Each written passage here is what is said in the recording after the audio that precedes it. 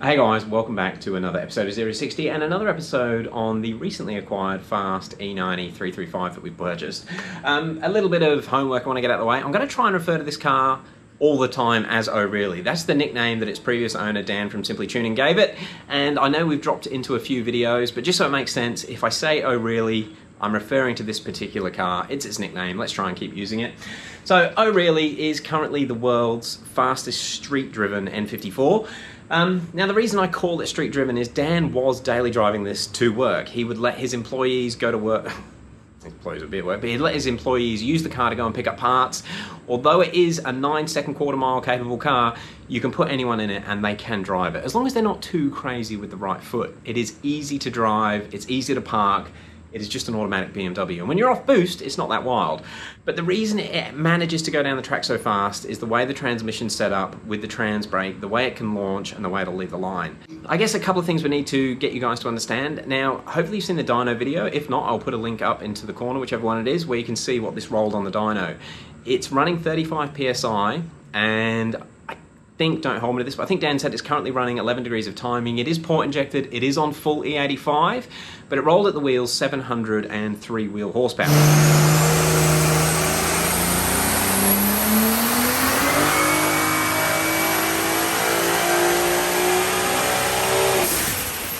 That was its best run, but as it sits around 700 wheel horsepower. Now that is on a Dyno Dynamics dyno, which means it would probably read higher on a dyno jet, something that's not load based, but it's still not a huge number for power. And I know there's a lot of guys in America that are rolling way more than 700 wheel horsepower, but they can't get down into that 9-second bracket.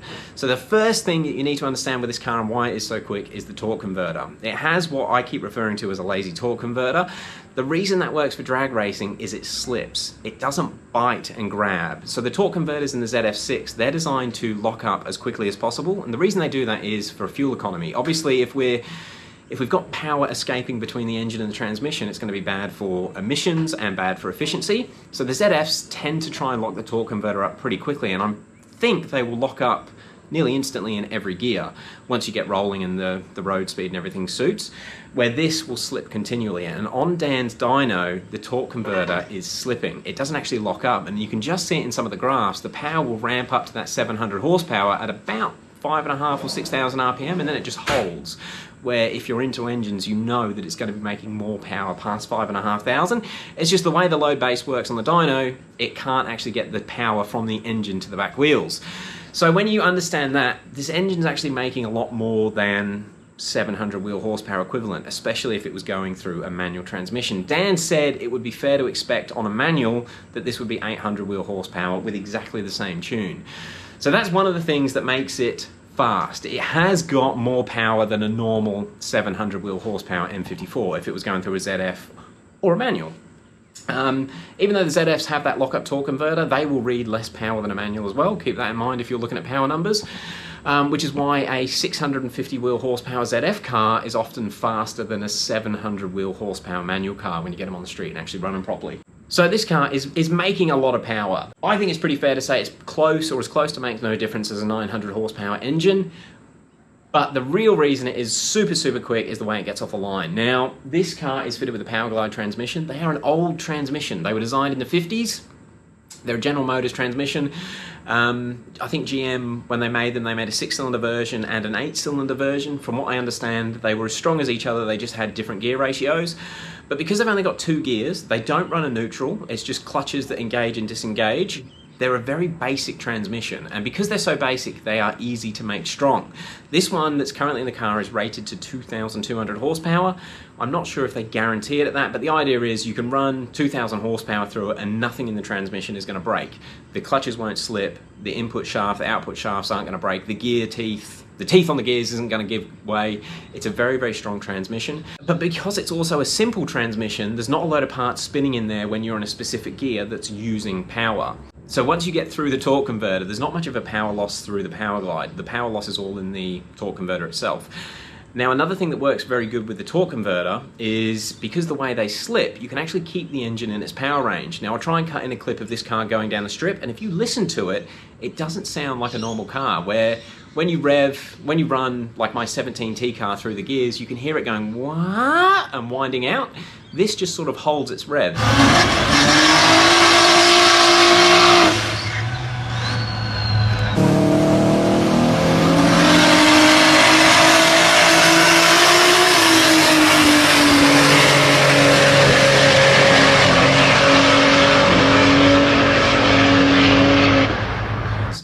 Now, because the torque converter slips, you can actually hold it in a power range that you want to hold it in. I know that Dan has tried a few different torque converter setups, and he sort of settled on this one, and he thinks this is going to be the quickest for a pass, especially with this size turbo. But what it will do, it'll hold it in its power band, so it'll be at peak peak horsepower and peak torque, and it'll shift into second gear, and you'll come away from peak horsepower, but it'll still be making maximum amount of torque as you shift into second at quarter track or whenever you want to make the shift. So yeah, the torque converter actually keeps the engine in its power range down the whole pass. Now, the other thing that's really good with the Power Glide, and there are quite a few other GM transmissions, 4-speed, the Turbo 300s or Turbo 350s, the GM 4L80E, they will do it as well. You have a function called a trans brake. Now, the trans brake is probably one of the reasons that Dan actually installed this transmission. Not because he ever wanted to go fast down the quarter, it's because it makes them do awesome power skids. Now, hopefully you've seen a video of what this thing does when you let go of the trans brake.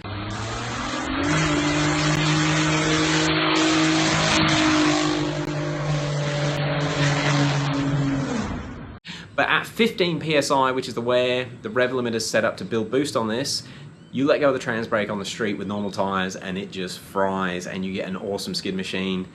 Dan, let me know if that's why you built the car. I'm really starting to feel that that is the reason you put this setup in there. But the drag races, the guys that invented those trans brake, the idea is you can use the trans brake to build boost when you're sitting at the lights. As soon as you engage the trans brake, it engages reverse and first gear. Unlike revving a car in neutral normally, that provides enough load on the engine to actually get the turbos to spool up. You'll notice that if you rev, even with a ZF 6-speed, if you put it into neutral, you won't build boost. You need to put load on the engine for the turbos to spool up, and engaging first and reverse at the same time does that. It's spinning enough parts in the transmission to load it up enough with the torque converter to actually build boost. This thing, it's got a watt box on it as well, and its rev limiter when you're holding the trans brake is set to 4,500 RPM. That is something that's easy to adjust, but Dan has found that at 4,500 RPM it builds boost at a safe enough speed so that you can sort of choose when you let the button off when you're at the strip. He's found, I don't think he said it will make more than 15 PSI at 4,500 RPM. All the times we've been playing with the trans brake, I've never seen it go past 15 PSI, which probably makes sense. 4,500 RPM on this GTX 3584 Gen 2 RS is probably going to be about that 15 PSI when you've got no smart boost control going on. And it doesn't. This does just have a boost T and a wastegate spring. So that sort of makes sense. But yeah, with the trans brake, you can leave the line with boost. And if you've got a chance to actually dial it in, you can actually raise or lower your RPM limits using the trans brake to leave with enough power that it shoots off. And obviously, when you're holding that trans brake button, it's engaging reverse and first. Oh, you'll be in first gear. You let go of reverse, and it just launches. And that's why it does those wild skids, and it just breaks the rear tires loose. It's just a trans brake. So that is the real secret to why this car is particularly fast, and so much faster than a lot of the other fast N54s that we've seen out there. Gaston's car is an absolute weapon. Not really a street car. I don't know if you could put your mum in that and actually let her drive it to the shops, but it is fast, but it is a manual transmission, and you've got a lot more to do in a manual. You've got to control the clutch properly. You've got to get your shifts right. Where this thing, you hold the trans brake, wait for the PSI to be where you want it to be, let it off, and you're going down the strip with a lot of power. The torque converter keeps it in the right rev range. You've got to get your shift right. It is super easy, and that's why it's gone so fast. I don't know if I should be telling everyone that, but yeah, there's no sort of super secret sauce for this car. It's just the Power Glide, the trans brake, and we're good to go. Now, there are a few other things that have gone into it to make it that 900 horsepower engine. There's a lot of things that Dan have done in the turbo kit development. I didn't actually realize, but he did explain, this is the third turbo kit that he's had on this engine, and the third turbo as well. So he's had different manifold designs, different wastegate setups, and different turbos. This, he thinks, is a compromise of drivability on the street, but it's still going to mile an hour really well at the track. And he's talking about the potential of it miling mile an houring at close to 150 miles an hour down the quarter, which is mega. I can't wait to actually run it down the strip and see what we can do with it. So he's got some tricky stuff going on there. He's got some tricky stuff with the fuel system, but the reality is it's nothing too crazy. He has, a lot of guys have asked what we've done with the diff, and if you've seen it do the power skids, you're probably wondering why hasn't the rear end blown out of it. Dan said he's gone through about 15 axles in this car when he used to run standard axles. He's always ran it with a locked, ooh, don't hold me to that, but he did have the locked diff, and that's what's currently in it, a locked standard automatic diff with a 3.46 diff ratio, and he's currently running 1,000 horsepower axles. Those axles are supposed to be rated to 1,000 horsepower on each side, so it's essentially a 2,000 horsepower capable rear end, apparently. And that's it. Sticky tyres, leave it 15 PSI, and you're down the track. It doesn't sound very special when you say it like that. Guys, that's the video on it. We are hoping to get this thing running on a Haltech. If anybody knows anybody at Haltech Australia that would like to do us a deal, we would really appreciate it. We bought 2 tyres and some wheel nuts for this yesterday, and it was $1,000. That was painful. But we want to get some smart boost control on this thing, and also get the Haltech controlling the trans brake, just to give it a little bit more control, so we can actually dial it in and be a bit more precise, because we want to go fast. We want low 9s, and it should be capable. All right, let's end it off there. Thank you very much for watching. The secret behind O'Reilly is the fact that it really doesn't have a BMW transmission. It's a power glide, and they're amazing. Thank you very much for watching. We'll catch you on the next one. I should also add, if you do want to help us progress with this build and get it going faster than it has ever before, please check out 0to60.com. We can only ship to Australia, but anything that you guys need, all of the profits from that are pretty much going straight into buying parts for this car to get it sorted and get it going quicker. Thank you very much. We'll catch you on the next one. Some good skids, which I've heard this car does some good trans brake skids. I'm sure none of its previous owners have treated it like that. No, it's no.